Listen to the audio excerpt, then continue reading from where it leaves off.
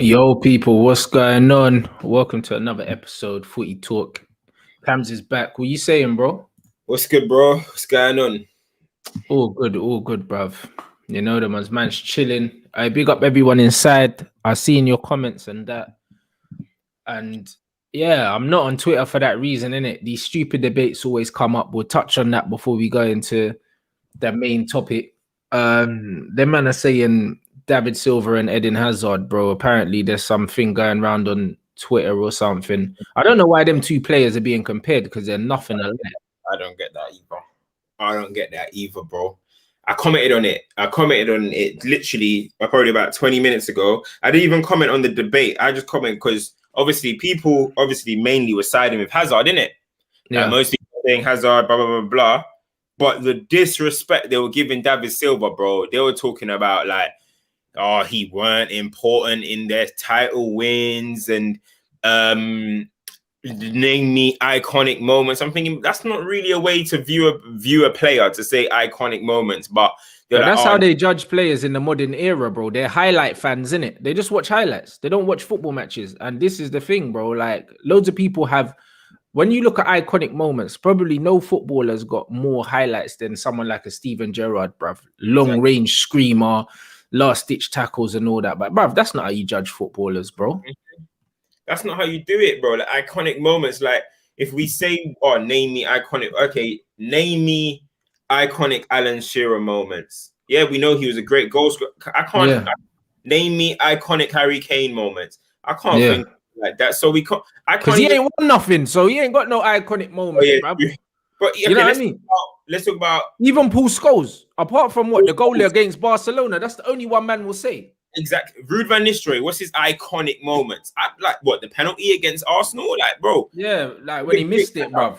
Like, bro, he was a great player, but bro, David Silva was a baller. If you can't appreciate David Silva, you hate football, bro. That's just how I see it. You hate ball. The guy was he was one of the first of his kind in the Premier League in terms of, the guy was like an ultimate controller from basically behind the striker.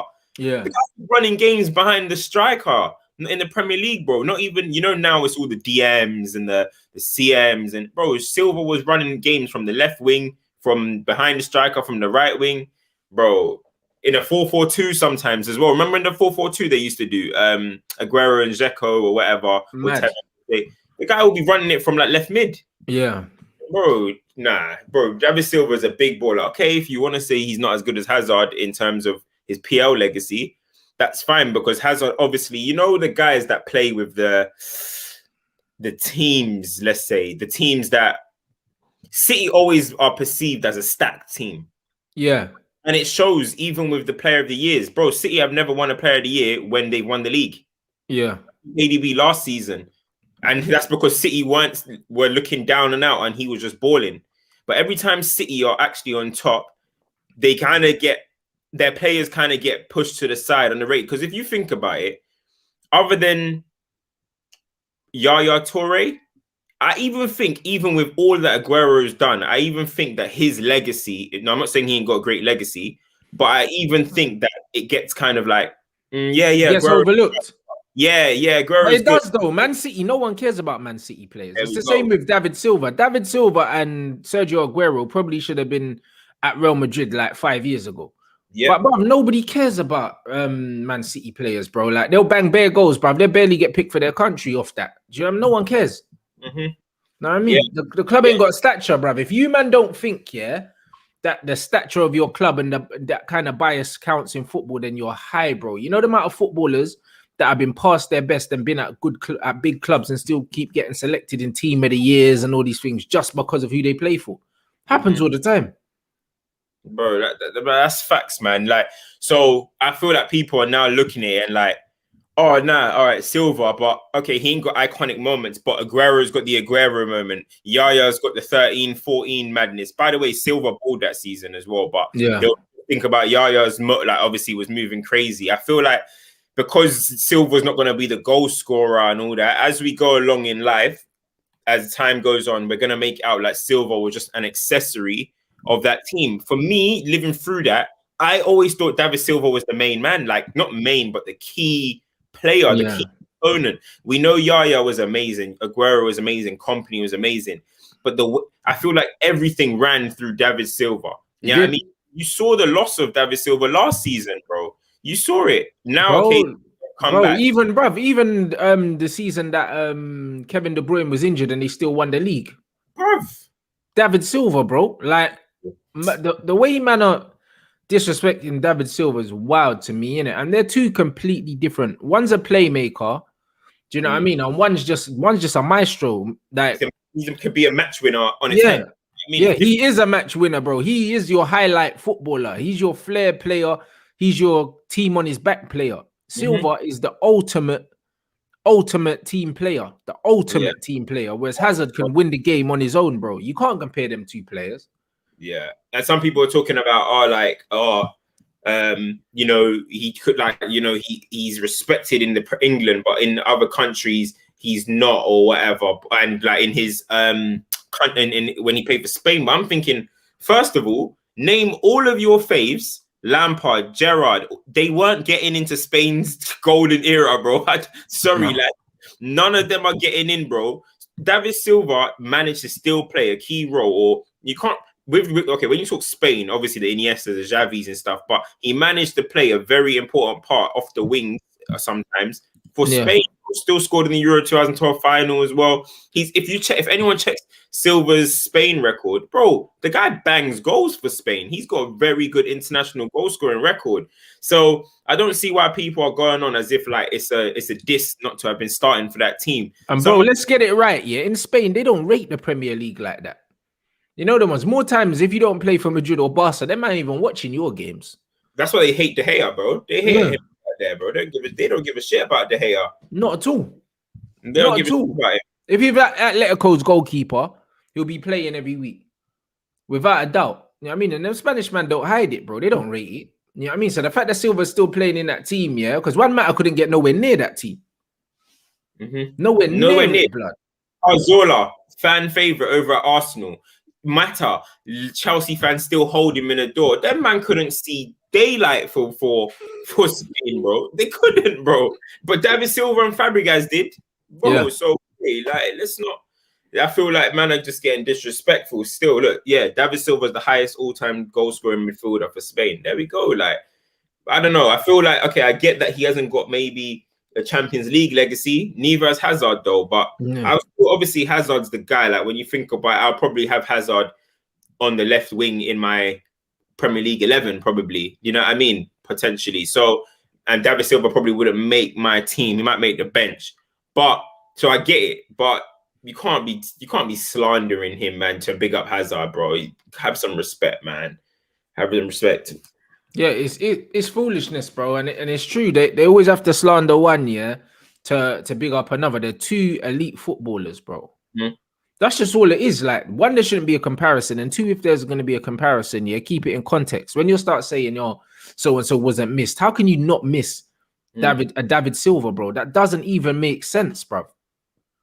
That actually don't make sense. Like even at Juventus, Pavel Nedved replaced Zidane, he done a good job, but I can't say that they didn't miss Zidane. How can you not miss a Zidane, bro? Like it's impossible to not miss a Zidane, bro. Even if you still win without, man, you're gonna miss, man. 100%, bro. 100%. That's crazy. The show that you're doing is hard though, bro. I've been binging on that, bro. While I'm just chilling, doing other things, I just got your little rants, reacts on there, man. That's hard still. Yeah, bro, I'm enjoying it, bro. Man get to watch it because you know what it is. What's that, bro? I can tell you're enjoying it still. Bruv, you know what it is? The recency bias in football kills me, bro. That's why sometimes, man just have to show, man, this is the levels, that I'm holding every professional footballer to. When they see me criticizing certain man, you know what I'm saying? These men are talking about all these attacking midfielders, but then saying, but low block. Bro, what, you think low blocks were invented last week, blood? Literally. They were playing low blocks in front of Ronaldinho. You know what I mean? And he bounced John Terry on his face and slapped one round the corner. Bruv, listen, low blocks been there, bro. But the difference is man had tech to go through these low blocks. Now, man are just trying to dink the ball into the box. And if it don't work, it's like, blood, low blocks and that. Literally, That's the one thing, yeah. Like when it comes, there might be a little different on some players, but when it comes to baller appreciation, we share the same appreciation for ballers, bro. So when I'm watching it, I'm just like, yeah, like this is what I'm talking about. You know what I'm trying to say? This is why when I turn around and say to people, Mane, Salah, and these type of names haven't got X factor. Yeah, they ain't got it. I'm saying it. People are offended by these words, bro. This is why I'm saying it. People will tell me this guy's got this many goals, this guy's got this. You say, yeah, but Mane is the top scorer. Exactly. That's not what I'm talking about, bro. That when I say X factor, this is what I'm talking about, bro. Like, bro, I'm seeing some of the players that Neymar, fucking Ronaldinho, Hazard, Zidane. Come on, man. Like, bro. Certain man cannot be stopped, bro. You know them. The street's favorite, fan. You need to do Raquel me, bro. I got one Raquel me in the chamber, blood, and bruv, the Adel Terapt one is disgusting, bro. I can't even lie, bro. Like the streets need it, blood, but you get me. Bro, this weekend's mad. This weekend they're getting R9, Henri, they're getting everyone, blood. You get me, man's just, bro. When I'm watching these things, I'm like, bruv, this is why I don't rate certain man, you know. I don't rate them. Even yesterday, I was watching Liverpool slandering Salah, and then man were like, I can't believe it, bro. I was like, bro, what has he actually done for this whole game, blood? Man scored one offside goal from a through ball. He's a through ball merchant. And I'm watching Eden Hazard, yeah, bro. There's 4 men in front of him, so he's not making 2 of them and running through and slapping it in the bottom corner. And man want to compare them based on numbers because Hazard's stats are meaty, bro. Bro, honestly, bro. You see, this is why I won't turn around and. Obviously, Hazard's looking done out here at the moment with all these injuries and stuff. It's peak, isn't it? But this is why I won't turn on people like him. This is why I will hype Grealish to the heavens, bro. Because when you got someone, if Grealish, was playing in the old days, I'd probably just be like, yeah, he's a good player, deserves a move. All right, cool, let's see what he's on. But you know what? I'm gonna hype him to the heavens because in this era, you need to protect man like that, bro. Yeah. Man, need to be at the forefront of the top teams because we ain't getting ballers like that right now, bro. We are not getting ballers like that. So when people see me hyping him, they need to understand why, fam. Because you see, oh my days. Remember back then there was guys like Rui Costas and Decos and all them type of, they're all kind of them ballers. This is why, but now we haven't got them type of guys, bro. We're forced to hype up KDB, well, he's a baller, but you know, and Bruno. Bruv, KDB's a baller, yeah, but bruv, there's no X factor, bro. He's just, bruv, he strikes the ball very well and he's got good vision. But it's like he can never be exciting. I'd never do a Rants reacts to KDB because it's boring, bruv. You know, I don't want to see, bruv, as much as the passing ability that he has is elite. Elite, yeah. But bruv, I know man that can pass like that and dribble.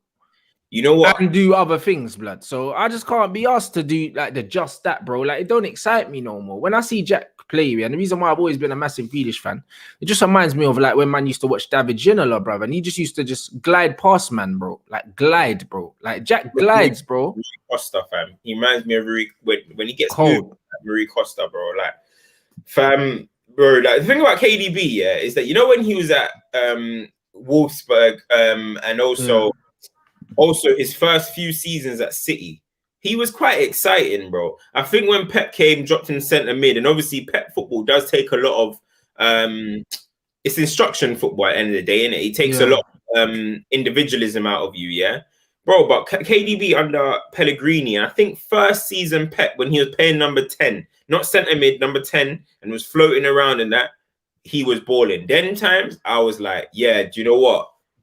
Wow. But then now he's just gone to that kind of RCM role and in crosses. Or it's just David Beckham, blood. That's just what man's doing now. Man's doing the Beckham thing. You know them ones. Touch out his feet, put it in the box.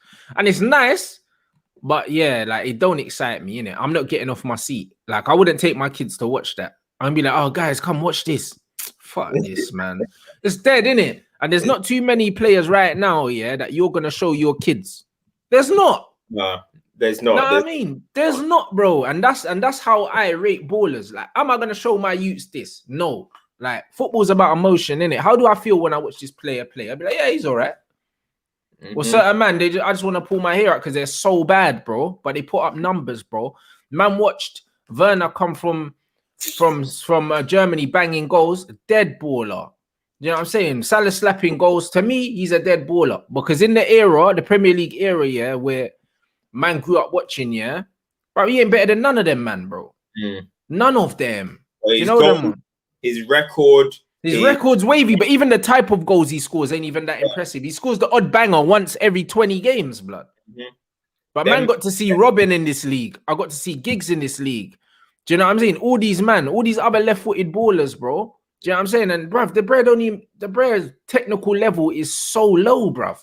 Literally. And now Giggs has become slander to people as well. Like, it's crazy, bro. It's crazy. Because his numbers were dead as well. Meaty numbers, bro. I saw that guy playing centre mid at 38 years old. And actually being a point where I was like, we need Giggs starting. Like, that's how mad it was. And we needed Giggs playing a lot, bro. Like, it wasn't like he was a bit part member. You needed Giggs starting at 38, bro, in centre midfield. And this is who people come and sound. I don't get it. Like, the other day I was talking. Somebody did a Kaká KDB thing. I'm not even going to go into that. That's just silly. You know what I mean? But but Cam, don't you think like the longevity of KDB outweighs what Kaká? And I'm like, oh, but now you guys care about longevity, but you guys don't care about longevity when it's Giggs. You don't care about longevity when it's Scholes.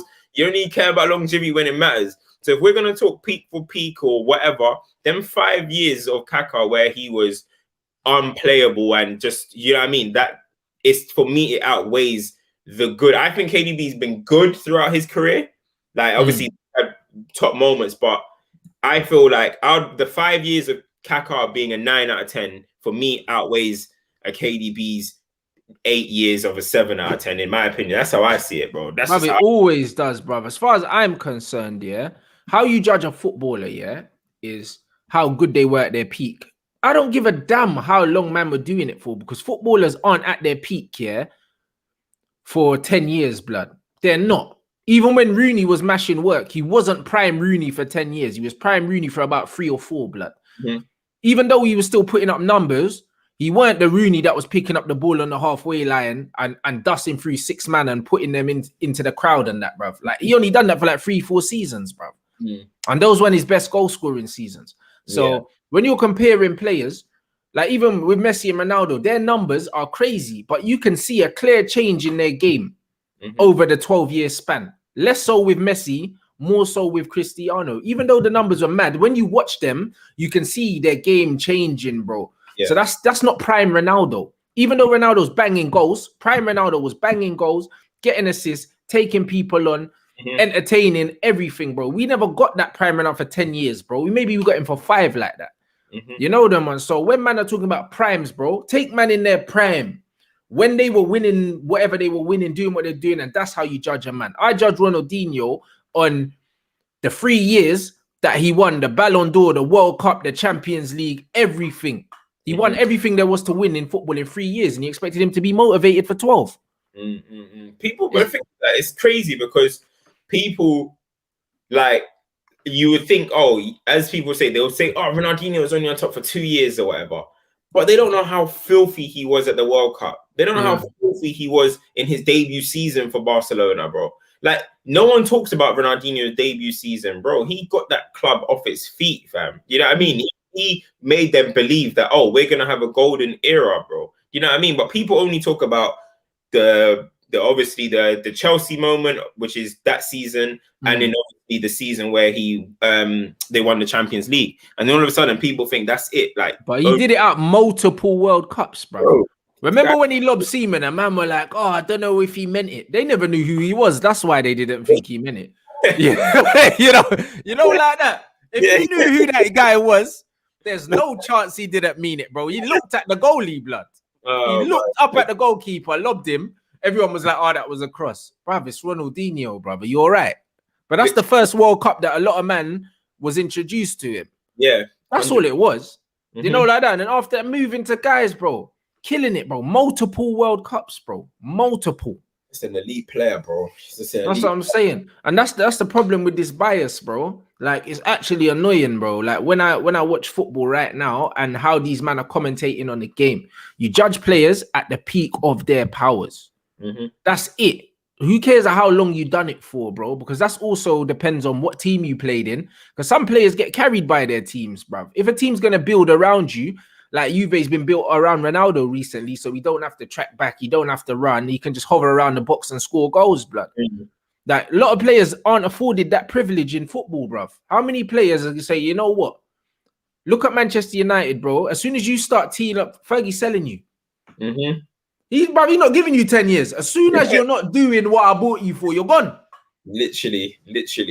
Don't matter how many goals you're scoring. York, Cole, Van Nistelrooy, they all got hooked.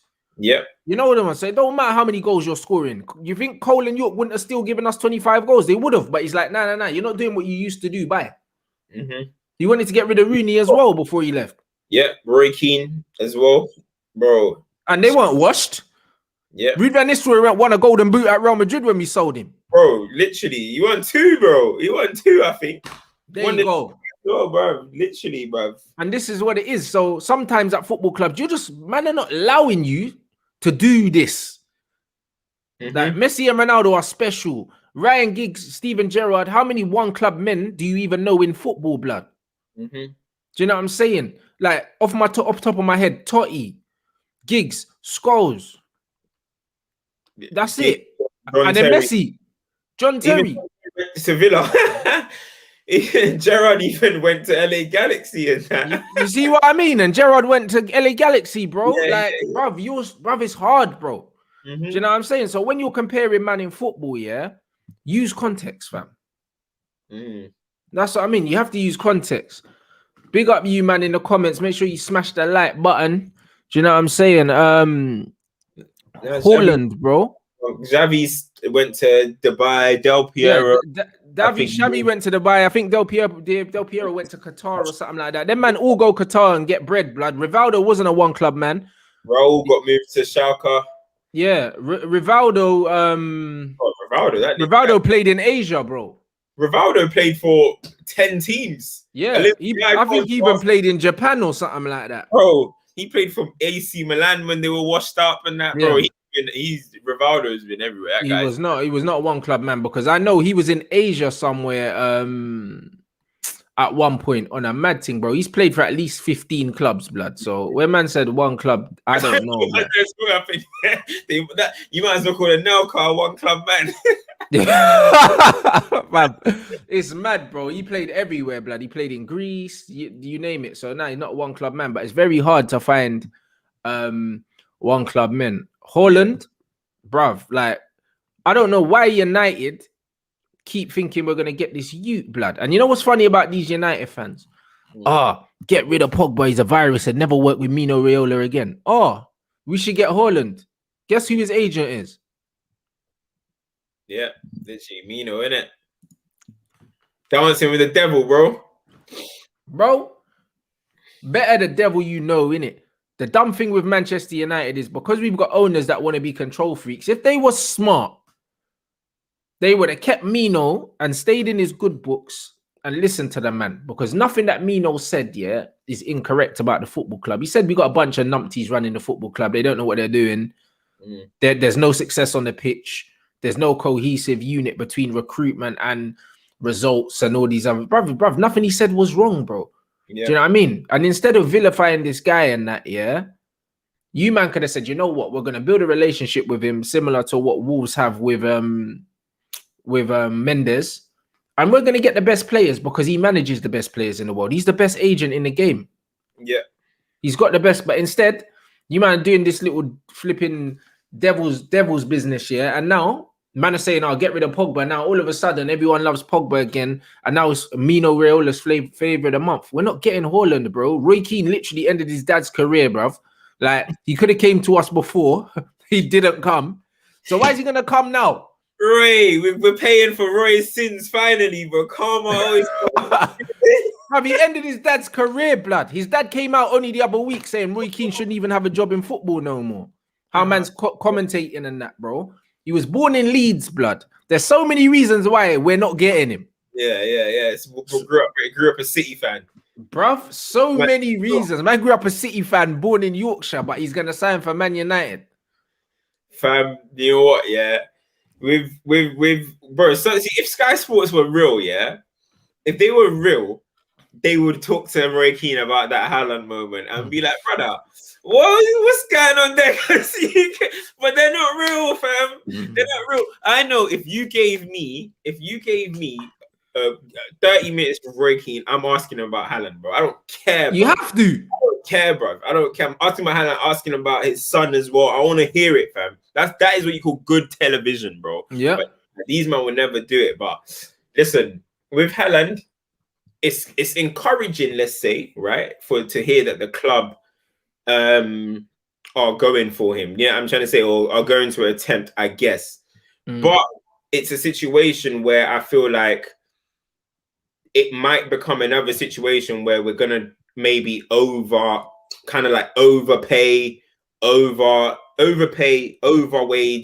We're gonna do so much for him that it could have an adverse effect, bro. That's the only thing. Now, everyone knows, bro. I'm like Haaland all in. You know what I'm trying to say? If it's one of them situations, I know Man United need a right winger, DM, centre back, this, that, right back, whatever. But he's one of them players where it's like, oh, you could. That's a player you can build around, basically. You know what I'm trying to say, for a while. So it's one of them ones that if you can get a sniff of Haaland, go for it. Yeah, I mean. But I feel like it's going to be a lot of what we did last summer with Sancho. We're going to chase him. He might go to another team. We're going to turn around and be like, hey, the valuation was too much. You know what I'm trying to say? Yeah. So I don't really know. But the fact that he's still like continuously kind of like getting linked with us or whatever is making me think, okay, there is a possibility that United must have some form of encouragement that it's a possibility. And Mino Raiola using Manchester United to bump up the defeat, which would make sense because he was born a City fan. Man City are transitioning away from Sergio Aguero. He's the perfect replacement to go play in that City team for someone that they can build their attack round for the new rebuild at the club that they're going to have to do. De Bruyne's in his late 20s. Aguero is going to be gone. Jesus is not good enough. Do you know what I mean? David Silva's been out the door. Do you know what I'm saying, bro? Like, City are doing a little mini kind of rebuild. Obviously, they're bringing Foden in and that. Bringing in a young striker like that, that's going to bag goals and can have the legacy that Aguero had at the club. It's the perfect player, bro. Why the hell would he choose Manchester United that doesn't show any signs of winning anything ahead of Manchester City, bro? It doesn't actually make sense. They're saying that, man, he wants 350 bags. City won't give him that. United would. I was just about to say, will City break their financial wage package? Because one City have never spent over 63 million or something for a player. For Mahrez, yeah. Was it Mahrez or was it? I think Diaz was the one that just recently broke it, actually. Okay, yeah. Mahrez was 60 or something, 59. Then Diaz just broke it. So it's like they haven't spent over 60-something million for a player, and their wage structure is actually pretty good. You know what I mean? For the players that they have, KDB and all that, Aguero and that, the wage structure is pretty tight. So will they go and break that under a manager like Pep, who we know likes to run the shit, and just the way the club are, with the stars that they are? Will they let Haaland come in and just be the 350k? Like, the parity will all of a sudden shift. You know what I mean? Where at United, De Gea's eating 350k. If Pogba's going to get a new deal, he's going to eat 350 probably. You know what I mean? For sure he's eating 350 because bloody De Gea's on 375 and they're trying to get rid of him now. Yeah, exactly. Know what I'm saying? So, so I don't know if the only thing, that's the only bit of like hope that you have is that I don't know if City will go 100 million Haaland, 350k. I don't know, but the indications are, though, the only thing that, so it's kind of 50-50. The indications are that City are looking to make a signing like that. They're linked with Lautaro Martinez, whatever his name is. Yeah. They're linked with João Felix. They're linked with Haaland. So clearly, any of three of these players are going to definitely break their transfer fee. Wage structure, I'm sure Felix and Haaland will demand loads. Maybe not Lautaro, but the other two, they're going to break it. So maybe it is that City are just thinking finally, like, oh, we're just going to have to do it. It's just that time. Yeah, I mean, so it's tough, man, bro. It's going to be so tough to get him. And we're only talking about City, bro. Real Madrid, you think that's Sergio Ramos came out and basically said We want him and Mbappe, but it'll be easier to get him because of Mbappe's contract situation. Yeah. You know, bruv, when Ramos is talking about, man, that means there's been discussion. There's been discussion with the board at least. Do you know what I'm saying? And you know what it is with Real Madrid? There's an open door policy, blood. He'll go and sit in Perez's office and say, yo, well, go on for this, you. That's how the man run it at Real Madrid. Yeah. You know what I'm saying? And that's what happens. That's a big boy, bruv. They're big boys there. And if they don't like the manager, they're sitting down in the office and they're getting rid of him. That's what's happening, bro. That's what happens at Real Madrid. If they don't like the manager, they'll go and sit down. Remember, Jose dropped Casillas, bro. That was the end of his reign at Real Madrid. Literally, it was ticking time bomb from there, bro. That was it. As soon as he did that, they said, yeah, sat down in the office. You said, you see this Jose, we don't really like how he's moving still. Gone. That's it. Yeah. Gone, bro. Like, that's how it works at Real Madrid. So if Ramos is saying them two man, they're getting one of them. They're getting one of them. And Real Madrid will pay that, bruv. They're paying Gareth Bale 600 recs. Do you honestly think they won't pay Haaland 3/5? Bro, yeah, 100%. And they will get Bale off the they'll get Bale off the books this summer for sure. Yeah. You know what I mean? So Man United getting Haaland, no chance. I've got my doubts for it still. And if it's gonna happen, I think it's just gonna be, I can't say world record because Neymar, no one's breaking that for a long, long time. But yeah, that won't get broke. Yeah, so it's gonna be, bro, it's gonna be difficult, bro. I don't see how we can necessarily work that deal. Yeah, I mean, like how we're gonna be able to overcome these teams who are more attractive than us at the end of the day. Only way is, as they're mentioning, Oli might have a little something for Oli. You know what I mean? We don't know Haaland as a guy. He might now that release clause activates next summer. Next summer, exactly. Not this summer. If we're gonna get Haaland this summer, we're gonna have to pay over the odds, bro. So and Chelsea's another team that we're competing with as well. And Chelsea, we know they're just madmen, bro. Chelsea will look at it and be like, They'll probably look at Ziyech and be like, we don't even rate this guy. Let's get him off the books real quick. Yeah. But you know, Chelsea, they are the best sellers in the world, bro. They sold the way. Yeah, they sold Morata for like 50 or something. Bro, that club are the best at getting in and out. Yeah. So, bro, you can't put nothing past Chelsea, bro. They love a marquee signing. So it's gonna be tough though. But question, would you, if you got the option of Sancho or Haaland now, who are you taking? Sancho. You taking Sancho? Because I think the club needs him more. I agree with that. I do think the club need him more, but I just think there's more chance of getting another Sancho than a Haaland, bro. You know what I mean? Know what you mean, but the thing is, Haaland's a pro. He's like he's an android. He's a machine, innit? Like he's a once in a generation striker. But we've got Mason and we've got Martial, and it's one of them ones where we just need someone to create chances for these youths, blood, because Haaland doesn't create his own goals, innit? Like he could have a similar problem to Romelu if man's not getting the service that he requires, it's all long, bruv. You know them ones, because it's all well and good saying, oh yeah, like put the ball in the box, but bruv, when Rashford's on the left, how many times have you seen Rashford cut in on the left and actually cross it? He doesn't. He tries to shoot. And then on the right hand side, there's no width. So your strikers are literally feeding off scraps, bro. And even if you're a striker that likes the ball to be put in the box, who's playing it? At least with Jaden will create more chances, bro. Like, and that's what it is. And he will provide balance on the right hand side, because even though he does drift in, he does like to go down the outside, innit? So it's one of them ones where, for me, I would take Sancho because I feel like he would make the team a more cohesive unit. If you bring in Haaland, you increase the ability of the team, but then it's still a team full of individuals.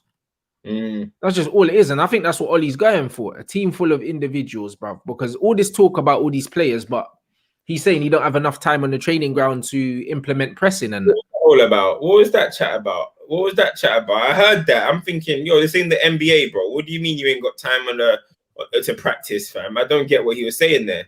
What does he mean by that? Like, it just sounds like excuses, bro. Imagine Pep saying, I don't have time to coach, bro. Come on. But Tuchel's sitting on the plane on the way to England, not even met the players, and he's already got a game plan for these men. And that's what I mean. Ollie gets away with murder, bruv, in this fan base. Some of these quotes, they're sackable, bro. Like the quotes alone, innit? Do you know what I mean? And it's like he keeps getting away with the murder, bro. And it's like now they're talking about a shake-up, yeah. And when you see the way this club is run, and when you look at all of these dead guys we've got behind the scenes doing things, yeah, it makes you think, bro. Do you know what I mean? Because when you look at McKenna, he was in the youth team. You look at the Myrtle guy and all these other guys, bro, they ain't done nothing, bro. Them man are not done nothing in football, you know, like nothing at all, nothing impressive. The CV's dead, bro. And then they brought in Darren Fletcher, who's never done the role he's doing now previously anywhere else. And he's not even highly respected in the game, blood. You know them ones, even at the football club. Even at the football club, bro. You could have brought in, even if you brought in a Vidic or something, man would have been like, all right, cool. You get me? Vidic has got an international. He might know Eastern Europe. You know them ones. He might unearth a gem out there. He might be able to find us the next Vidic. Some bad boy Serbian centre back and that. Bruv, Darren Fletcher, what's he gonna do? We're getting linked with Stoke players now because of him. Yeah, literally. Like Collins or something. Yeah. Hey, you know, hey, United are funny still. Do you know what? Yeah. And Ben White, blood. We're getting linked with these man now, bro. We're getting linked with these dry food ballers, bro. Like, man's watching it, bruv. No gravy on the Yorkshires and that, bruv. These men are out here. Dry, crispy meals, blood. Like, I can't believe some of the shit that we're getting linked with, bro. And it shows, blood. Literally, yeah, bro. Listen, what the club are trying to do is build like a kind of like an Ajax kind of thing, but for they're trying to a Burnley thing. Yeah, bro, it's not gonna work, fam. I just can't see it working out, bro. Like, you can't all be learning the job together, bro. What is this? Like, and the thing is, what's mad is that we're at a point now where, all right, people would want to say we made progress, whatever. Okay, we're second place right now, yeah. We're at the place now where it's like, oh, boom, finish the pieces up and go for it. But when you bring in Marto or whatever his name is and Fletcher, who are inexperienced, that's basically kind of saying, oh, this is another 5-year plan. Yeah, another project. And it's like, bro, when are we finally going to say we are ready to go and win the league? Because I guarantee you next season, we're going to walk into next season again and saying, we're not, you know, top four is good. You know what I mean? Let's see. And then we'll see what happens next season. Every season, next season is a season, innit? If I speak to a Liverpool fan right now, what are you guys saying? Now, next season we'll be back. Next season, bro. Chelsea fan, oh, next season we're getting thingy. If I speak to a Spurs fan, Jose will get his players next season. Everyone is next season, bro. Everyone is next season. So I don't, it's just ridiculous, bro. Like, when are we finally going to be able to be like, yeah, we're ready to now go and try and win a league or whatever? Getting all these project stuff, it's not going to work, fam. That's what I mean, bruv. Tomorrow never comes for Man United, bro. Like, this is Ollie's squad now. If we don't win anything, he should be sacked. Point blank, period. This is his squad. Everyone in this squad, he's either given a new deal or he signed himself. So there's no excuses anymore. If man go out of the Europa League, yeah, on Thursday, he should really be sacked. Honestly, if we go out of the Europa League at this stage, bro, we're not even Europa level under him. We're not. When we got to Champions League, we showed we're not good enough. Allow it, bro. That's the thing. If we go out against Milan, come on, man. The writing's gotta be on the wall. But some people are gonna look at it and just be like, oh, we're second. You know, Liverpool fell off. You know, so it can happen to anyone. Blah blah blah. We can't really be living off other people's failures. Yeah, you know what I mean, because I remember when people were using like Liverpool as the benchmark or whatever. Now they're using Liverpool as the benchmark of, oh, you see what can happen. You know what I mean? But before, you man were using Liverpool as they were the pinnacle, blood. And now we gave Klopp 4 years, like, all this rubbish, bro. So now all of us, it doesn't make sense to me, fam. We're just inconsistent. We're now living off the fact that Liverpool. Oh, but look at Liverpool. I don't care about Liverpool, bro. I don't care. I don't care because we know they've had freak injuries and shit. Next season, and we also know, yeah, that their manager got to a Champions League final and won 2 Bundesligas before he came. Exactly. That's not really Ole Gunnar Solskjaer, is it? You know, like that. And that's what I mean. Like, bro, them man are too funny, bro. Like, these men want to move the goalposts all the time, and United are playing up to this passion merchant bullshit thing that's going on in the fan base. I've never seen anything like it, bro. I don't know if it's because growing up, there wasn't social media, so we got to just enjoy supporting our football club. But now, when I see the rhetoric coming out of the club and from the fans, bro, it's like man supports Burnley, fam. That's how it feels. That's how it feels. Argue day and night, like Ollie ins, Ollie outs, and top reds this, and I'm just looking in, and bro, people are just moving mad. Like I saw somebody say something like, "Oh, when Ollie gets his new contract, don't let me see you celebrate his goals. If you can fuck off to Ukraine with Allegri, or you can fuck off to Paris with Poch." I'm like, bro, I was like, yo, is it Man United FC? Is it Manchester United or is it Ollie FC? I'm confused now, bro. Is it Ollie FC or is it Manchester United, bro? Managers. Well, you know what it is? They're smart, you know, because what Woodward's done is, yeah, he said, you know what? A large section of this fan base, they're just fucking passion merchants, bro. You know the ones, like, even after the last game, they posted something of Bruno running, pressing or something at the end of the game. Bro, hey, Cam, I was laughing, bruv. You know them ones, because I was like, bruv, everyone on that pitch is paid money, bro. So what? He's doing his job. Yeah, he's doing his job, trying to close man down. They're like, this is the 93rd minute. So what? So fucking what, bro? You know them ones there. It wasn't an Eric Bailly block in the last minute, throwing his body on the line. He ran and didn't get the ball. He got popped. They popped him past. They popped him and had man doing bleep tests. And you posted that. Bro, I didn't get. I was bad, bro. Honestly, the video restarted, and I was like, "No, this couldn't be the end of the video." Hey, I was expecting a tackle. I was expecting, bro. I wanted to comment on it, but I thought, you know what? My thing always goes to the top, innit? You know the ones.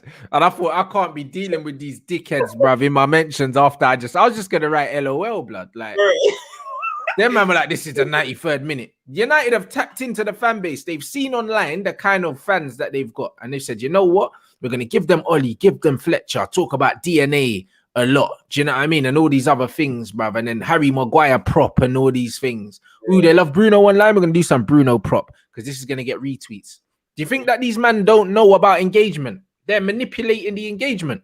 Bro, that's Woodward's favorite word, bro. Engagement, bro. Woodward has said that in a few meetings. I swear one time he said that we're proud that what signing was it? There was one signing that United made, and he was like, our engagements were more than. All right, let's just say, for example, I'm just giving an example, yeah. Let's say when we signed Van der Beek, we got 80,000 retweets or something, yeah. He was like, our engagement was more than a Neymar, for example, to PSG. He used that as an example of what United are doing well. I was like, oh my days, bro. These guys really just care about the commercial value and the engagement. That's what they care about. And stuff like that. It's ridiculous, bro. They're probably doing more. Oh, Igalo, yeah, it was Igalo. They said something about how his engagement was unreal.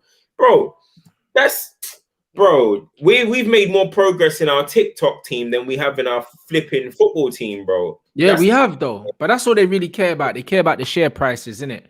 Because at the end of the day, Manchester United is a business to the owners. That's all they care about. How's the business functioning? They don't care about the football. That's why they're allowing Ollie to still be in charge, blood. If we go out and they still keep him because you got top 4, that will let you know. Don't listen to this project shit because Moyes got an 8-year deal. And got sacked, bro. And Moyes wanted Gareth Bales and Fabregas's, bro. Like, at least he knew we were Man United and he was trying to go for big names, blood. Facts. We never got linked with no Ben Whites and them man there, bro. He wanted Fellaini because he had Fellaini. Do you know what I'm saying? Resort. That was the last resort. And that was the last day of the thing. That was because we didn't get Fabregas. Yeah, bro. He wanted Cruz as well. Remember, and we didn't get. He didn't come. It's because LVG didn't tick it off. Yeah, exactly. He wanted Cruz, and Cruz was like, I think Cruz had another year left before he was ready to leave, and he basically gave United his word that he would come. Yeah. And then LVG said, nah. Yeah. You get me? You know them ones there, because them man had beef from Bayern and that, bro. But, bro, it happens, innit? But the fact is, he was looking at Bale, Fabregas, Cruz, and now it's Ben White, bro. A man have been linked, yeah? I've been linked with Longstaff and... I swear he even tried a little thing with Cristiano, bro. He tried to... Yeah, he tried to get Ronaldo back as well. Yeah, bro. Fucking hell, bro. Bruv, Moyes was really trying to splash the cash. That's the real reason they got rid of him.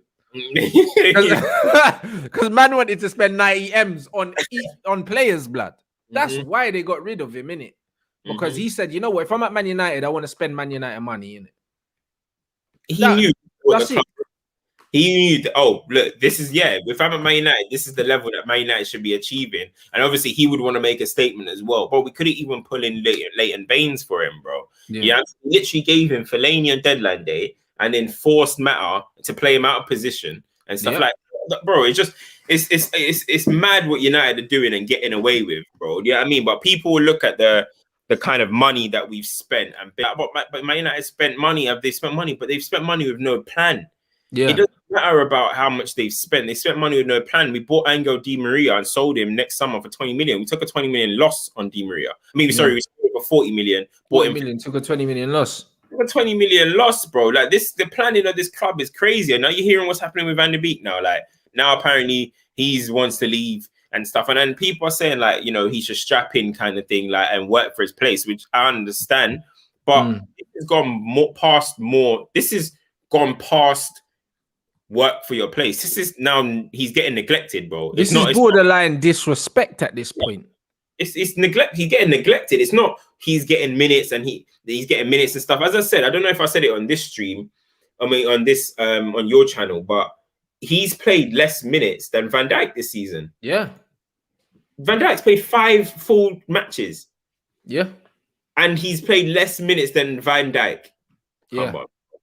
And that's what I'm saying, bro. When you look at it, it's been a disrespect to the guy, bro. It's been a mad disrespect for him. And like, brother, are you surprised that he wants to leave? Bro, you can't be surprised at this point, bro. You can't be surprised. You can't be surprised, bro. Like, how can a man play 5 games in the whole Premier League season, get injured, and Van der Beek still hasn't played as many minutes as him? Made 3 starts. We're nearly approaching game 30. You can't really say anything like that. We can't really be angry that he wants to leave. I'm all about depth, but if this is how Ollie's going to treat depth, then how can you trust him with any signings? Well, there you go, and you say depth, but bruv, our starting lineup's not good enough anyway. It's not, but he's not playing, He's not playing, man, because he doesn't rate them. It's got nothing to do with depth, because bruv, he never made a substitution last match. You know your camera's off, right? Yeah. Just patterning up something quickly. But yeah, the substitution, bro. He didn't make a substitution. Man got a game. We've got a big game, We've got a season-defining match potentially on Thursday. And the brother didn't make a substitution. And then we talk about depth. Well, that doesn't make sense, bro. Like, what part of that makes sense, bro? Rashford got rushed back from an injury. Like, I'm someone, I don't feel sorry for footballers because I'm like, bruv, you're getting paid money, play to the final whistle. Like, everyone's played with niggles. Like, I'll play with niggles for free, blood. But, bruv, I saw Rashford kneeling down on the floor, crouched down, breathing out of his mouth, dead. And you know what's mad? He was facing the bench. Yeah, and he left him on. Bro, as if he's thinking, all right, that's my time done. You know what I mean? He was facing them as if he's probably like, this is my last chance to let these guys know I'm tired, bro. He's like, bro, I'm fucked, bro. Like, on the floor. Give Ahmad a little 10-minute run out, no? Why not? Why not, bro? You're not changing the shape, so why can't you just change the personnel? Bring on someone fresh to press for 10 minutes. That's all you need to do. That's all you need to do. Let's see what happens, because I don't want to hear nobody say. The only thing is, I don't want to hear anything about, we're too tired and we're this and that. On Thursday, sorry, I can't hear that because we just played a full 90, the whole first team. You know what I mean? I guarantee, even the players are in the changing room or texting each other like, "Yo, you didn't make one sub, like, bro, like that's crazy, bro. That's natural. It's natural, bro. You will be like that." They're not going to all be like, "Oh, that was lovely, man. We should have kept that all 90. Everyone should have played." No, they're going to be sitting there like, "That's a bit weird. We should have made a few subs, bro. I was tired. I was this. I was that." It doesn't make sense to me. Exactly. That's one thing that people are forgetting. Ahmad cost money. Yeah. White people think that Ahmad came in on a cheap little scouting trip and we picked him up like a shrewd little signing. The guy was nearly 40 mil. nearly 40 mil. So was Van de Beek. And now Yeah. I'm not. Ahmad's gonna come and change Manchester That's United. £80 million worth of player that's not playing, you know. That's not playing and don't look like they're gonna play. That's And the Ahmad only got brought on because Martial got injured, bro. And then my man scored, and then he didn't feature next game at all. He didn't even feature. So that shows you that he wasn't in Ollie's plans. If I'm the gaffer, I'm like, he scored last match. Let me give him a little 10-minute, like make him feel it, like involved in it. Not even a 10 minutes after bagging. But And if he doesn't score that goal, man out. What was what did Ollie say? He said something like he said he didn't feel the need to. That's what he said. That was his direct quotes. They were like, why didn't you make a substitution? He said, I didn't feel the need to. I mean, fair enough, innit? Fair enough to him. Like, if he wants to do that, like that's his business, innit? But I just don't want to hear it being used as an excuse if we lose on Thursday. Yeah, I mean, if we lose, I think we should go out there and win, but I said that at home, innit? We have to score 2 goals to win the game, bro, because we can go through on a 2-2, but we have to score 2 goals. Have to score 2 goals, which is long, bruv. We're likely to concede. Oh, very likely. You know them ones. Very likely to concede, bruv. And Zlatan's back. Now, I know a few other men are back as well. Do you know what I'm saying? And it's one of them ones where I don't see us going to Italy scoring 2 goals without conceding, because we're going to concede. If we open up to score 2, we're going to concede, because the way they controlled the game, you would have thought they were the home team. And they done that at our place.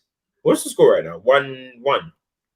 Yeah. Is it 1-1, guys? Yes, 1-1. Yeah, man said we can win 1-0, but bruv, we're not going to win 1-0 in Italy, blood. That's why I'm saying we're going to need to score 2 goals. Because, bruv, we're not going and winning 1-0, blood. Man couldn't even flipping keep a clean sheet at home, blood. You know what I'm saying? And you think that Ollie's going to go out more attacking than he did at home in Italy. Ollie's not rolling the dice, bro. Do you know what I mean? He's still got all right. No Van de Beek. Still got no Martial, I don't think Martial's making it.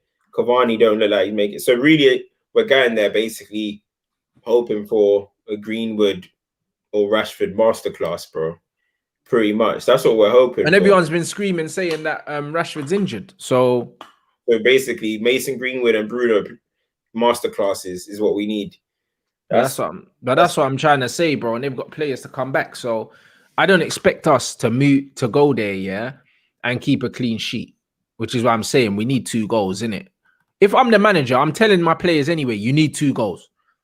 Because imagine going out to a last-minute flipping goal. You know what I mean? Go there, knowing in your head, we need to score 2 goals to go through, blood. You know, like that. And that's, you have to go into those games like that. When people say, no, we can win 1-0, bruv. You can't be telling your players, yo, let's keep it tight and nick it 1-0 away from home. That's not realistic, bro. With our defensive record. Nah. Every time we've gone to defend, we haven't done it properly. Oh, Dan James. Bro, quickly on Dan James, bro. Did you see that brother on that counter attack, fam? Bro, I can't stand this stuff, bro. I can't stand the low level technical ability of this team, bro. I just can't take it. It's mad, isn't it? It's mad. It's very low. Bro, it was 4v2 or something like that. And he gave a pass behind Bruno, bro. How is that possible, bro? How? And you know what kills me about Dan James? If you catch him, when the camera follows him, yeah, you see Dan James just bouncing on his toes, very excited and that, bro. He just looks like he won a competition to be there, bro. Bro, top 2 big and all of that, bro. Yeah, bro. Like, bro, he looks like he won like a scratch card or something. And now man's playing for Man United. I feel like I'm gonna wake up one day and then man are gonna say, yeah. Do you know what I'm saying? Like, man won a comp or something. Because he looks mad, bro. He looks very excited, bro. Even when he's doing nothing, he just looks very excited. Like, he looks just happy to press, bro. Just happy to press. But that's what he's there for. He's literally there for no reason for his quality. He's literally there for energy. And I've said it numerous times. If you're known just for your energy, you're not a very great football player. It's just and Ollie talks him up. That's the worst thing about it. Bruv, the best defensive winger in the world. this. What kind of rubbish is that? First of all, what the hell do you mean by best defensive winger in the world? That's just saying anything, literally, bro. That's just literally saying anything, bro. Like, I think Jose said some shit about Willian about that one time, and he's got Lucas Moura doing the same thing now. Like, he has. Like, please, bro. Like, please. Sometimes, but at least them two, at least they're technically competent, bro. Yeah, they got some quality about them, bro. Yeah, Dan James has nothing, bro. Even the thing that Ollie's saying he's good at, like I said to Statman the other day, yeah, he goes, "Oh yeah, he's good at winning fouls." I said, "How many fouls did he win?" He said, "None." I said, "Say less, bro. Say less." He's good at taking pressure off man on the counter and winning fouls. I said, "How many fouls did he win?" He said, "None." I don't even know, cuz. Hey, that's funny. Still, I didn't see that. Still, Bro, man said he's good at taking the pressure off the team on the breakaway and drawing fouls. Man drew no fouls in the game. This guy's useless, bro. Like, he doesn't have a use. He actually doesn't have a use, bro, in the team, but they love him. Do you know what I'm saying? Like, I'm done, bro. Do you know what I'm saying? Like, I'm actually done with Dan James, bro. Like, honestly, if he could play for Man United, I'm sure the majority of the man in this chat right now can. Bro, without seeing you man play football. Fam, bro, I saw Man United's right-hand side. We're not going to win the league or anything like that, right? With right-hand side of Wan-Bissaka, McTom, and Dan James. You're not going to do anything. The technical ability there, lads, I mean, bro, the technical of that's championship. That's even, I might even be this, whoever the top team in the championship is, I might even be doing this disrespectful to them. Is it Norwich or something? That's disrespectful to Norwich's right-hand side, bro. Yeah, Norwich can ball, blood. Your right-hand side is Tom, Wan-Bissaka, and James. Bruv, you're not winning anything like that. Not at all. Not winning anything like that, bro. Anything like that. And I like what McTom brings to the team as a utility kind of maybe off the bench man in a good team. I reckon if Man United were a good team, I have no issue with McTom. None at all, actually. In fact, like, come on, be that guy, hard nut, do whatever, see out the game for us. You know, that John Obi Mikel kind of thing. You know what I mean? But again, John Obi Mikel had tech. He had good touch still. Bruv, even Darren Fletcher had tech, bro. Like, Darren Fletcher weren't a wavy baller, but Fletcher on the half turn, he never gives the ball away. I can't remember in my life watching Darren Fletcher, just give the ball away. The reason why Darren Fletcher played all the big away games is because he ran his socks off and his ball retention was top notch, bro. McTom gives the ball away, bro. He's the exact opposite of Fletcher. You know them for goals as well, Fletcher. As well, in moments, Fletcher could get you some reason. He could just get you something. Yeah, I mean, I remember he's actually got quite a few big goals in his career. Yeah, because he makes them third man runs because he's just fit, bro. And he'll do the extra 10 yards and break into the box, and no one's gone with him and that. And even though he wasn't a great footballer, you see in that era of football, everyone's level of technique, at the top clubs were just better, bro. Yeah, I've said that. Technique. Yeah. When I look at this Man United team, and when I look at the midfield, we went from Scholes, Carrick, to flipping Fred McTominay. It makes me laugh still. Bro, I don't know. It makes me, bro. Honestly, like, oh my days. Bro, even man like Quinton Fortune had more tech than them. Bro, it makes me laugh. Bro. Quinton Fortune, bruv, had more tech than these men when he was playing in central mid. Bro, do you know what? Yeah, I just don't know, bruv. People talk about when we talk about systems and all this type of stuff. Yeah, these systems and these players that we have aren't even helping people like McTom. Even if we're talking about McTom as being people like McTom, need to be in a system where they're in a great team and they're able to just utilize their strengths, which is running around, throwing some tackles in, and giving the ball to the better players. The fact that we're having to use McTom to potentially break down defenses or control games, or we're going to even expose him as a worse football player. Yeah. I don't see what in this team who is really benefiting from what is happening at Man United. Everyone I can name. Bruno's benefiting. Yeah, maybe because he can go wherever he wants. Yeah, Bruno's the only beneficiary. Only player. Of a whole 22, bro. Of the rest of the 22, not including goalkeepers. So the rest of the 20 are drowning, bro. Like in terms of getting the best out of them, we can say whatever we want about Maguire. We're not getting the best out of Maguire. We can say whatever we want about Martial, Rashford, Greenwood. We're not getting the best out of them. Pogba, Van de Beek. None of these guys we're getting the best out of, bro. None. Like even McTominay and Fred. And I don't rate Fred, but bro, even him, he should. We could definitely get more out of Fred, yeah, if he had better players around him or a better system in place. But my thing is, yeah, the reason why football's so heavily reliant on systems in the modern day is because the players' technical levels aren't nowhere near as high, bro. Nowhere near as high, bro. Like there's man that used to play for Blackburn Rovers, yeah, that are more technical than our players. Man used to watch Two Guy and Morton Pedersen and them, man, yeah. Them man were techie, fam. Or even David Dunn, fam. Don't see David Dunn, bruv. What? Man was doing, man was like the English deco and that. Was moving mad, fam. Well, he was trying corners and shit. Bruv, David Dunn, bro, was techie. Hey. Bruv, you had to have a certain level of technical ability, yeah, to play professional football. And now, if you can complete the bleep test, you're in with a shout, blood. You know them ones. They'll just say, oh yeah, midfield general and that. You just run around kicking people. It's dead. When I look at Tom, bro, like man ain't got no close control, whatever. Can't pass. Got a decent strike on him. He's got a decent athletic build as well. That's it. Yeah. Good athlete. Run around. Do you know what I'm saying? Man, like Fred, if you press Fred, he'll shit himself. Yeah. He'll actually shit himself, bro. Like he looks like he's genuinely afraid of the man on the pitch. He just panics. Fred plays at 100 miles an hour to do the simple thing. The guy will get the ball like, bro. He's like, bro. And then, bro, it's like, bro, it's mad, bro. Bro, it's you know, like that. And then you got Wan-Bissaka breakdancing at right back and that. 24/7, bro. It's mad, bro. Listen, we're not gonna be able to do inside like that. Man, want to play out from the back with these men in your team, you know. It's impossible, fam. And the thing is, sometimes people think that we're just talking out of like, oh, you whatever hating or whatever. But you really just got to look at it, bro. At other football clubs or whatever, fam. The technical level of Manchester United players is far too low, fam. It's far too low.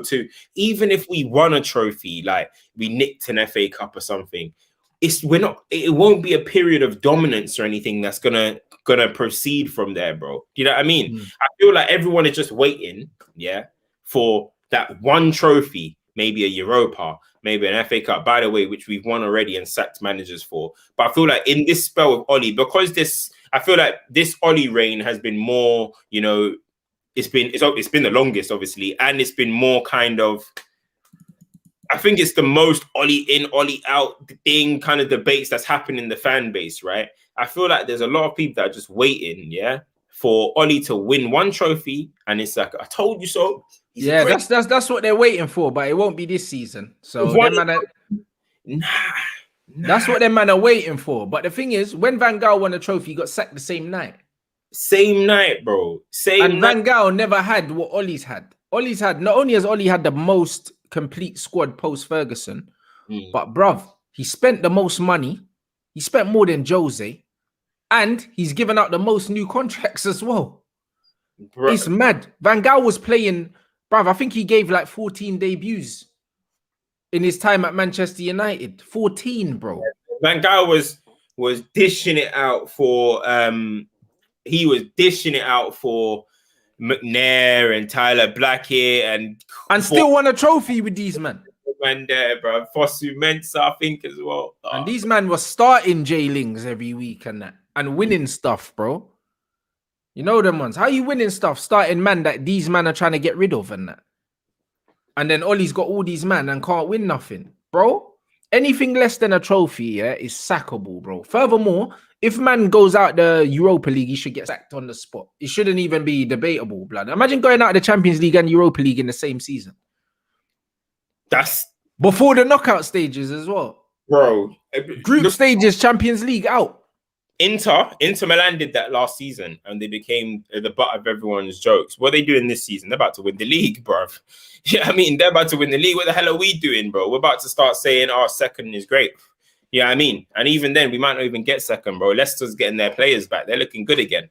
You know what I'm trying to say? So, bro, it's a very interesting situation. Everyone judges progress or success differently in it. I will celebrate a FA Cup win. Europa League win after being Champions League, I ain't gonna celebrate that much. I think the only time I celebrated it is because we needed it to complete the collection last time. Yeah. But now we've won it. I don't care about it. I don't really care about the Europa League. I'd rather win the FA Cup probably. I'm not even gonna lie. It's just kind of like more like whatever. But the Europa League, it's just a nice night out. You know what I mean? United are in the European final, but doesn't really excite me, bro. We shouldn't be in that competition. We shouldn't be, bro. We should be in the Champions League right now, bro. We should be playing today. We're playing on fucking Thursday, bro. You know what I mean? As people are seeing it as progress. I just don't get it, man. Like, people give me different things. What other manager can you do? What do you mean, bro? I just don't like this kind of like, what other manager can you see do it? If I say it, you'll just tell me 120 things wrong with that manager anyway. So there's not even a point of me saying what manager that I want. No, that's what I'm saying. They're picking this patience approach with the wrong manager, bro. And it's a passion thing. And really, it's just Ollie's going to save us money. That's just all it is, blood. Because I'll be able to pay him less. And then if he doesn't get the players he wants, he's not going to complain because he's happy to be here. Van Gaal stuck it on them, man, bro. If there was anyone that they should, listen, we've got a long-term project here, he's getting 3-4 years, it was him. They didn't give it to him. That brother got that washed Holland team to third in the world, blood. I don't know how. With Ron Vlaar and flipping Martin's Indy and them, man, bruv. I don't know how he did it. I don't know how he did it. You know what I'm saying? And man won a trophy with Man United within 2 seasons and got sacked, bro. Unbelievable. And then you're going to give it to him. You give Brendan Rodgers, someone like that, you give 2-3 seasons and say, you know what, I'll judge you after your 3rd season. What's Ollie done in football to deserve that? And even since he's been here in his tenure, United have been like this the whole time. We've never been steady, bro.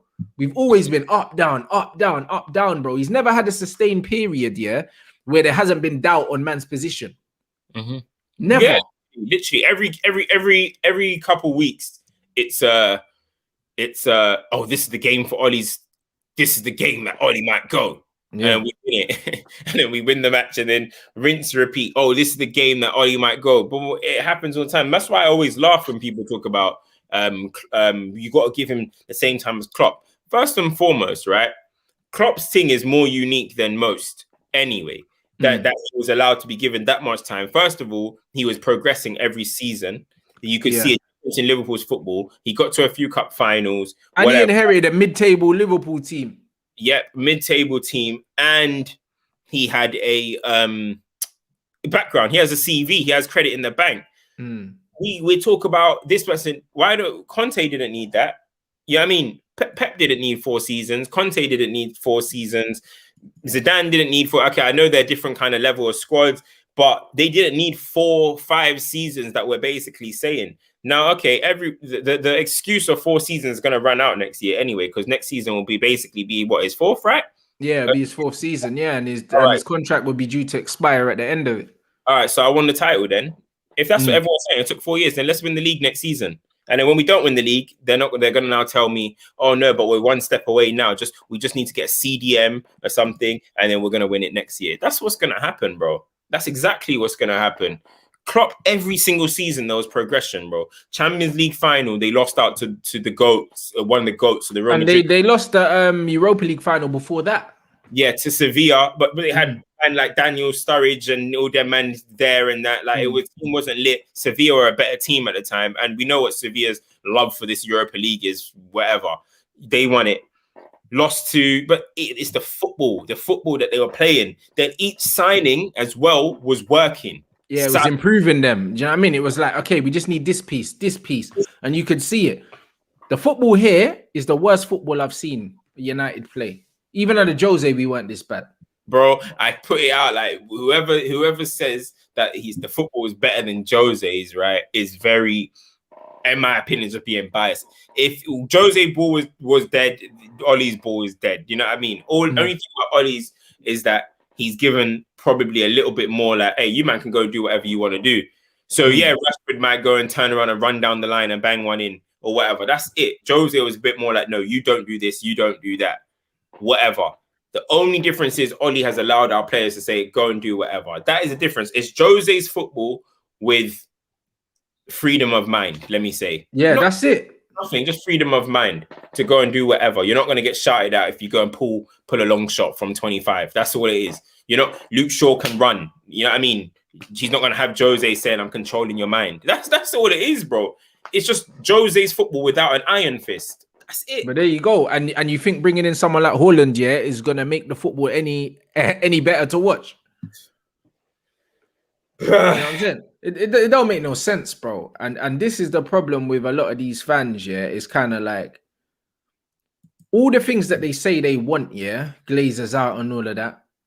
Bro, you're actually facilitating them staying here because you're accepting that they've lowered the standards of the fan base, yeah, throughout the years by using people like Solskjaer, people like Fletcher, people like Woodward, bro.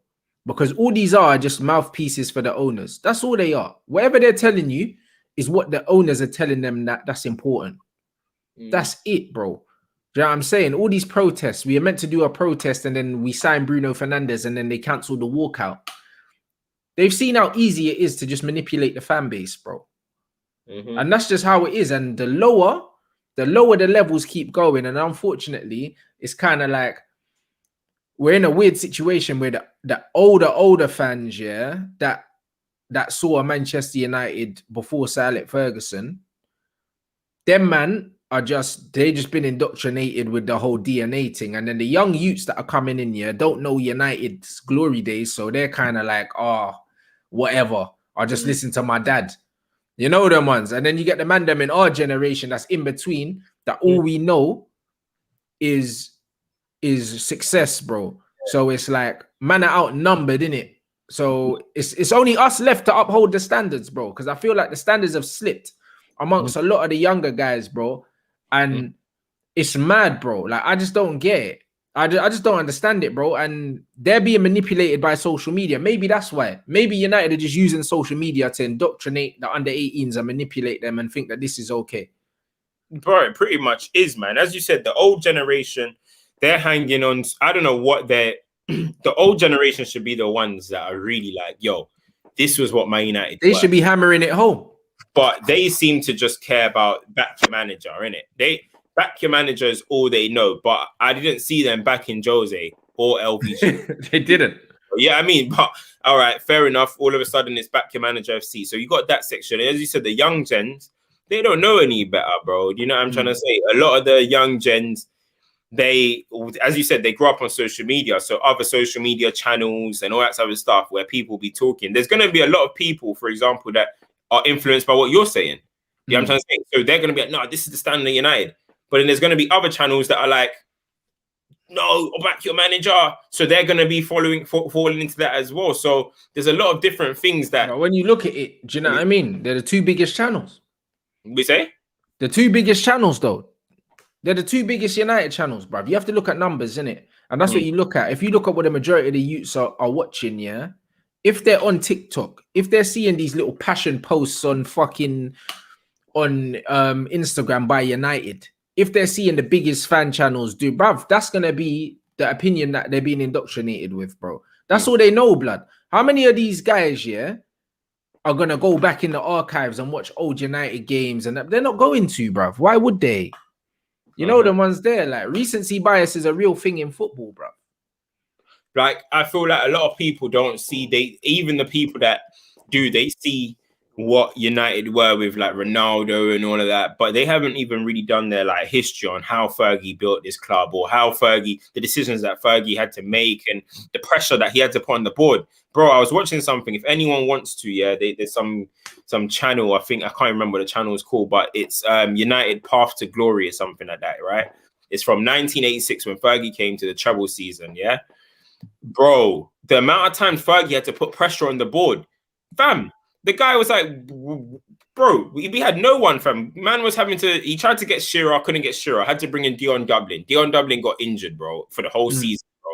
Then he was like, hold on, what's going on? He was trying to get anyone, fam. End up falling into Cantona, I think it was, yeah. Then he had to go and get Andy Cole and stuff but the club weren't backing for a bit. He had to be putting fucking pressure on these guys. You know what I'm trying to say? And then It started. But he was the guy that upheld the standards at the club. You can't say that Ollie's doing that. Exactly. He's not upholding the club standards. Look at the players we're being linked with, bro. That tells you everything you need to know about upholding standards. It's never been that, bro. Manchester United's never been that. He was the pinnacle of upholding the standards. That's why when they say, the United way and that, bro, it was a Sir Alex Ferguson way, bro. Do you know what I'm saying? And if he's the benchmark for what they class as the United way, you don't bring in someone like Ollie. Yeah. If you watch that documentary that I was talking about, I'm telling you right now. I was watching it last night, like 3 a.m. I went to sleep pissed off, bro. I went to sleep like I was in my group chat saying, "Yo, what's happened to this club is fucked up, bro." Like, the other day, what's happening, bro? The other day they asked Ollie, yeah. They said, about the players you've played with and that you'd like to have in your team. He said, listen, I would love a Roy Keane, but I don't know if I'd be able to manage him though. That's a Man United manager. Who said that? Ollie said it. He said, I'd love a Roy Keane in my team, but I don't know if I'd be able to manage him. Because he knows Roy Keane would rip his head off, bro. Bruno's pulling him apart. What would Bruno's pulling him apart. You know them. Imagine what Roy Keane would do to him. Roy Keane would take the team talks and just tell him to stay at home. Yeah, that's what's funny about all of this, that Roy Keane is in the media backing Ollie and stuff. But deep down, Roy Keane knows I would not put up for none of this shit. None of it. All of this shit. Roy Keane was banging on Fergie, bro. You know what I mean? Straight up banging on Fergie, bro. He was the manager on the football pitch, literally. But he sits in the media and then defends what's going on with Ollie, and then will point out the players and that, which, okay, of course, I agree with him. We've got no leaders and stuff. But I'm telling you right now, Roy Keane would not have sat through some of that stuff, bro. No. Not even, I'm not talking about Rooney when LVG made him captain and all that. I'm talking about hothead Rooney. I'm talking about Rooney with the hunger, yeah? Bro, you see Rashford, when Rashford was crouching down, yeah? Wayne Rooney would have picked Rashford up and told the manager to make the change. Literally, bro. That's what Rooney would have done. Rooney would have said, yo, no subs, yeah? Yeah. We got a game on Thursday. Are you mad? And he would have grabbed Rashford and said, bruv, you would have said to him, what are you doing? He would have put it on, man, bro. Rooney was a nutcase, bruv. Do you think? No. The guy knocked on Alex Ferguson's door and said, where's Ozil? Man sat in front of the media and said, yo, the club ain't got no ambition, bruv. This is some joke thing, blood. Where's the Chelsea contract? Let me sign that quick. Bruv, man said that on TV, blood. Sir Alex Ferguson was crying, bro. Bro, literally. He made my manager cry, bro. Bro. I can't believe, bruv. Bro. Bruv, he cried, bro. Do you remember? Sir Alex Ferguson cried, bro. On TV, fam. Oh, shit. Nah, I'm fucking dead. Bruv, I saw Sir Alex Ferguson cry, blood. Bruv, I'm telling you now, yeah. These guys, that's why no matter how much of a hothead, I know he doesn't channel it in the right way. He channels it as if he's like a fan or something. Like, well, he is a fan, but he is a fan. No matter what Evra says, yeah, he's a madman. Yeah, and he is a bit jarring. He's a chatty patty. Yeah, is what he's saying is real. He wants the standards of the club to be upheld. It's simple as that. He wants the club standards to be upheld, and he's pissed about it. You've got like people like Rio who are able to articulate it in a nicer way, in a better way. But then you've got Evra who has no media training, none. And English isn't his first language. So remember, they're brutal in France. Yeah. It's just like them Dutch bres, they're brutal, blood. When they say things, like when Van der Vaart came out and said, yo, Harry Maguire's crap. You was just like, he's rubbish. Look at him, 85 million, rubbish baller. Wouldn't even play in Division 3. Like, they don't know how to kind of, you get me? It's not their language. They speak how they speak at home. They've got no filter, no media training. Like, do you know what I'm saying? Bro, like, these people know what the standards are, but people will turn around. I've seen people turn around and call Rio a clown, call Evra a clown. How are you guys calling these people clowns, bro? Because they want the club standards to be upheld, bro. I don't get it. I remember Rio the other day was digging out, I think Maguire, United's defensive record or some shit like that. Or bringing out all these stats that Maguire's first in this, first in that. I'm like, bro, look at what we're doing now, bro. Look at what we're doing. We're now even telling legends who were leaders of our greatest side that they don't know ball because of Ollie. Because of Ollie and Woodward. You man are going crazy. I'm telling you this right now. You know, imagine telling Rio that you don't know about defending. It's mad, isn't it? Bruv, you're telling him, you're showing him stats. It's mad, bro. It's mad to me. You know the amount of times I've messaged Rio and said, bruv, have you still got boots, blood? Bro, yeah, I've done the same as well. Because you can play, you know.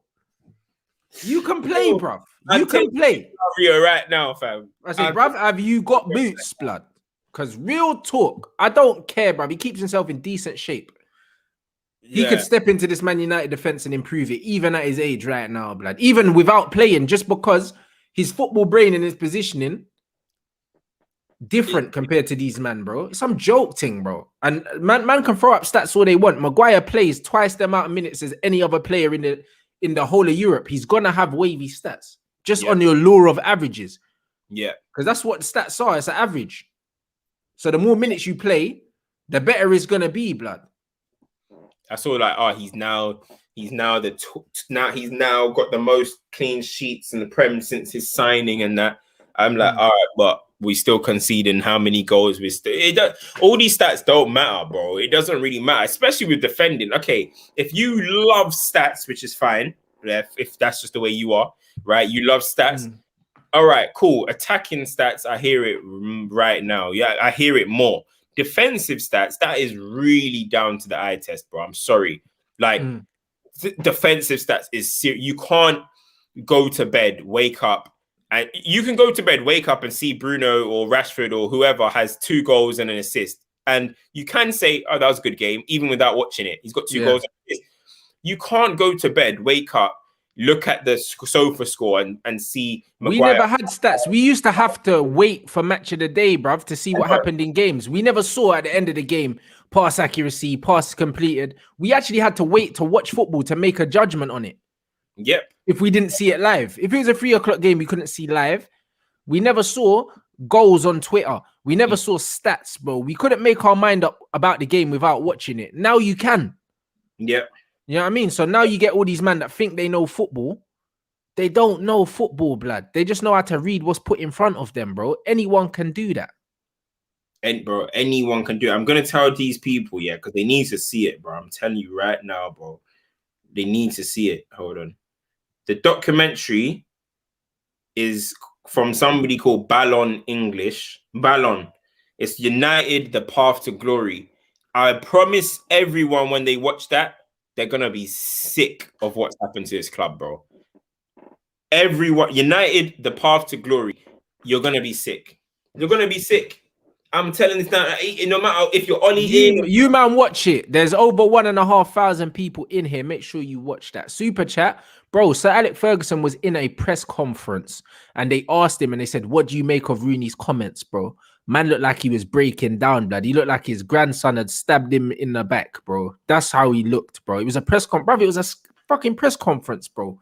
Rooney Rago just said, "Yo, club ain't showing no ambition, bro." Like barefaced, bro. Barefaced, bro. Like it wasn't no comments in the newspaper. The bro sat in front of a camera and said it. He didn't care. Rooney was a hothead, bro. Hothead. He didn't give a shit, bro. And he was bagging it on the pitch to back it up, so man couldn't chat to him. Yeah, look, Turkish has seen the channel is cold. Trust me, bro. There's even one that I need to watch on Arsenal now. There's the one that he just released about Arsenal. I'm gonna watch. The guy is different. He breaks shit down crazy. I just watched bare shit of him, man. It's class, bro. But people need to see that, man. You're gonna have a whole different view of Man United, bro. It's 35 minutes long. Yeah. You're gonna have a whole. You man, you've got time to watch that.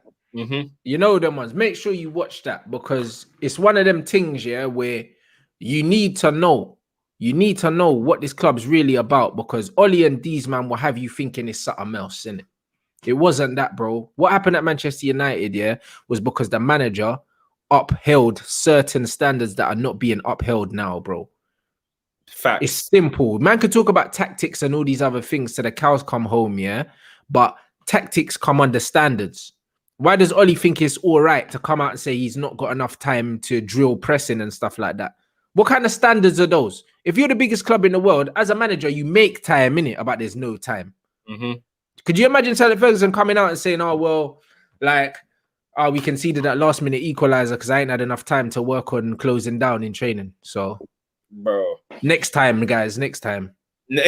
Bro, and the thing is, yeah, you know what Fergie did? One thing that people forget, right, is Fergie was very modest when it came to like, oh, the game is moving on. Fergie was not afraid to be like, oh, I don't know what's going on over there. So let me go and get Brian Kidd. All right, cool. I'll get Brian Kidd in. Oh, let me get Steve McLaren. He's the next up and coming hot thing. That was like the equivalent to grabbing like an Eddie Howe right now or something like that. Yeah, I mean, let's get him. Okay, Carlos Queiroz was a flipping Real Madrid manager, bro, and came and was United's assistant. Yeah, bro, he was the Real Madrid manager for the. He left us, went to Real Madrid, and came back, bro.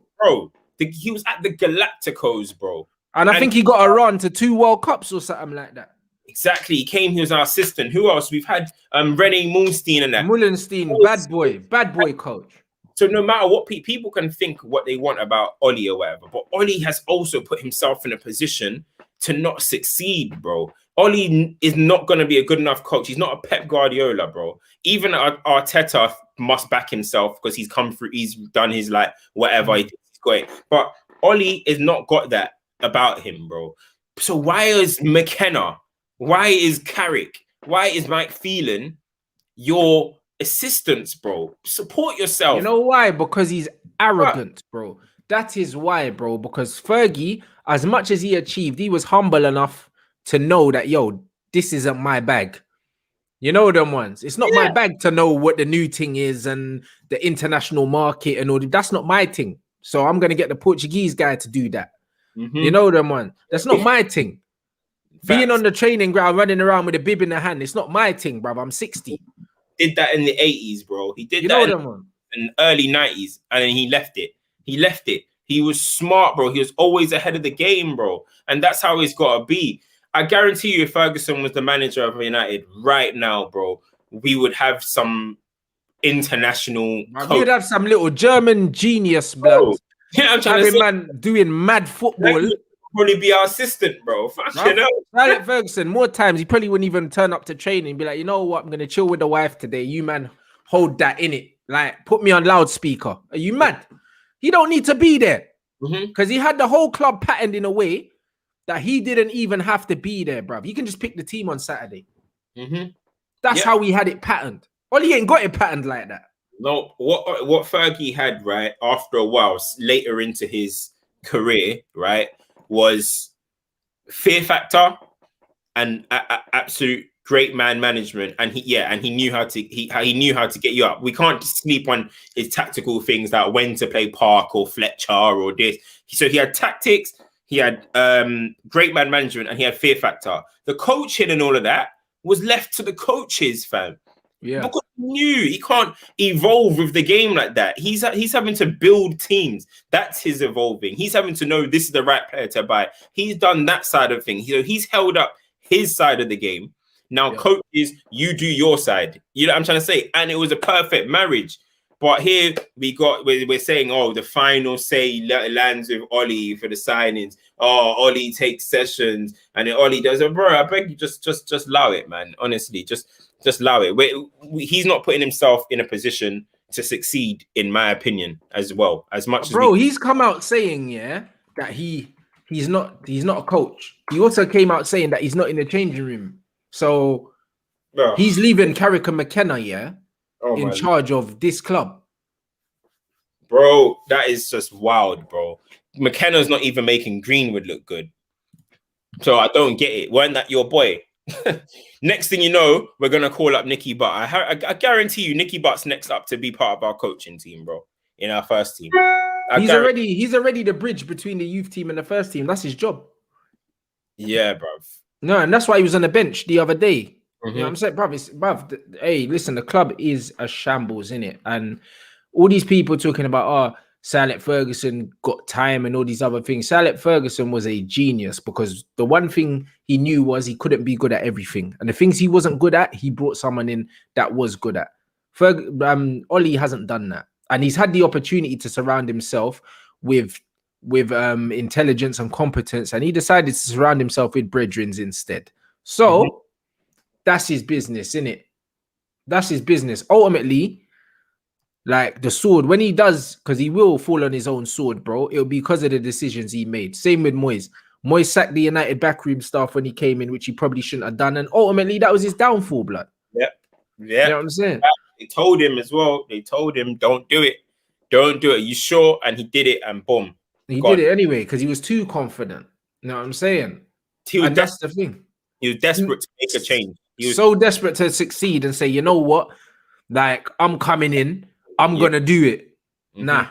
He should have just eased himself in and kept man there, and he didn't. I mean, and the problem is, Solskjaer don't have a chance, bro. Do you know what I mean? Not why the way this club's even set up, he don't have a chance, bro. He doesn't have a chance, man. I'll be surprised if we win anything under this manager. It'd be great to win a trophy because it's been a while, but do you know what I'm saying? Winning a trophy does not validate Solskjaer, bro, because Mourinho and Van Gaal both won trophies and both sacked. Bro, the way I see it is Lampard was, 90 minutes away from winning a trophy last season. Yeah. And he's sacked now. Like, he's gone now. Like, it doesn't really matter about all that stuff. Chelsea, Sarri finished third and won the Europa League and got sacked. Yeah. Or maybe he asked to leave. I don't know. But the writing. Yeah, he asked to leave still. The writing was on the wall, though. It's not like he was going through great moments and just turned around and said, "Oh, I want to leave, guys." There was a lot that was going on that they looked like they were going to push him out anyway. Do you know what I'm trying to say? So he left after finishing third in the Europa League. That's the standards that Chelsea are trying to withhold. But people are trying to say, it's going to be fine. We've made progress because we're playing on Thursdays, but we've made progress. But I don't get it, man. But fair enough. Each to their own, innit? But as I said, watch that documentary. Your mind will change. Everyone's mind will change, bro. 100% facts, man. You, man, make sure you watch that, man. Slap the like button, people. Lit show, over 1.5K here the whole time. Make sure you follow Culture Cams. You already know the link to his channel is in the title of the video. You got anything else patterned, bro? Yeah, got the European show that's going to be after the matches on Wednesday with Fuad from Stoppage Time, my guy. And then obviously I got I'm making a little United show as well. If you want to jump on anytime as well, if you're free, but I know you're doing a million shows at a time, so you probably have time. But I might do that later, man. Might do that later today, so I'll tweet it out anyway. But yeah, man, just starting a new little United show, man, called the Group Chat. So yeah, man, it should be lit, man. People will probably just build up to the AC match and just talk a little bit of United. You know what I mean? Try to keep the work up, bro. Calm. So make sure you follow Culture Cams on YouTube. Click the link, subscribe, and make sure you follow him on all the socials. Keep an eye out for the tweets when the shows are coming out. You get me? Back again tonight, guys. Real recognize real. Also got to watch along for the Champions League tonight. So what are you watching? I'm watching the Real Madrid one, but I'm keeping an eye on both of them, innit? I'm just gonna flick between the two of them. But the Real Madrid one's is a 1-0 thing. It's on a knife edge, innit? The other one's 2-0. City are through pretty much. You get me? So I'm just gonna keep an eye on both the games, bruv. You get me? Enjoy Champions League football, blood, because boy, swear down, if you still got Oli next season, blood, man, are getting out in the group stages again, blood. So it is what it is, innit? Shit. Yeah. You know what I'm saying, so tweet me once you've watched the video, innit? And we'll talk about it. You lot, make sure you watch that video. Big up, people. Back again tonight, 6